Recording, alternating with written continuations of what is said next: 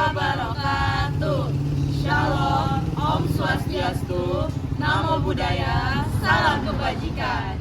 Halo semuanya, perkenalkan nama saya Kanata Yunda. Perkenalkan nama saya Fadil Surya Pratama. Perkenalkan nama saya Nadine Sarah Putri. Perkenalkan nama saya Nadifa Ramadhani.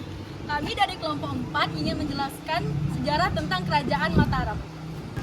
Nah, yang pertama yang perlu kita ketahui itu yaitu Raja-Raja Mataram berdasarkan isi prasasti Baniasi. Yang pertama ada Rakai Mataram, Sang Ratu, Raja Sanjaya. Yang kedua ada Sri Maharaja, Rakai Penangkaran. Yang ketiga ada Sri Maharaja, Rakai Warak. Yang keempat ada Sri Maharaja, Rakai Garut. Yang kelima ada Sri Maharaja, Rakai Pacitan. Yang keenam ada Sri Maharaja, Rakai Kayuwangi. Dan Oke, selanjutnya adalah peninggalan sejarah dari Kerajaan Mataram kuno. Yang pertama ialah Prasasti Wanua Tengah III. Prasasti Wanua Tengah III sendiri ditemukan pada tahun 1983 yang berasal daripada zaman Mataram kuno pada tahun 908 Masehi.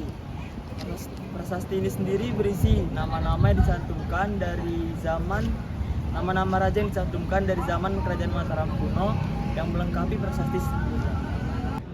Nah, Mataram sendiri itu memiliki sosial budaya di mana Kerajaan Mataram itu memiliki pengaruh besar terhadap masyarakat Jawa. Dan masyarakatnya itu terdiri dari lapisan sosial yang berbeda dengan sistem pemerintahan monarki. Secara budaya, Mataram itu menganut agama Hindu dan Buddha, dan mereka itu memiliki tradisi seni yang kaya dan bahasa Jawa kuno yang masih digunakan di beberapa upacara adat. Saya akan menjelaskan ekonomi di Kerajaan Mataram. Kerajaan Mataram memiliki ekonomi yang berkembang dengan sumber pendapatan utama dari pertanian dan pengolahan logam. Mereka menggunakan sistem barter dan uang sebagai alat tukar. Kegiatan ekonomi yang intensif dilakukan seperti pengolahan tanah dan pengembangan infrastruktur untuk memaksimalkan lahan pertanian dan jalur perdagangan. Nah, jadi saya akan menjelaskan kehidupan politik Kerajaan Mataram. Jadi, Kerajaan Mataram adalah kerajaan yang pemerintah bersifat monarki, di mana raja memiliki kekuasaan absolut dan dibantu oleh pejabat daerah. Nah, jadi mereka itu menganut sistem pemerintahan denetralisasi, di mana pemerintahan dibagi kepada pejabat daerah. Nah, untuk meningkatkan kemakmuran rakyat, politik Kerajaan Mataram meliputi ekspansi wilayah dan pengembangan ekonomi, yaitu peningkatan pertanian, industri, dan perdagangan. Nah, jadi kerajaan yang pernah berdiri di Mataram itu ada 3. Yang pertama Kerajaan Madang, yang kedua Kerajaan Mataram kuno, dan yang ketiga Kerajaan Mataram Islam. Saya akan menjelaskan daftar nama-nama raja yang pernah menetapkan di Kerajaan Mataram. Yang pertama ada Sri Sanjaya pada tahun 732 Masehi.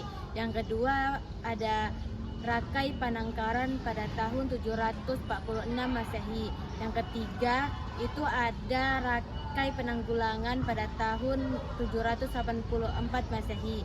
Yang keempat itu ada Rakai Warak pada tahun 803 Masehi. Yang kelima itu ada Rakai Garung pada tahun 827 Masehi. Yang keenam itu ada Rakai Pikatan pada tahun 829 Masehi. Yang ketujuh itu ada Rakai Kayuwangi pada tahun 838 Masehi.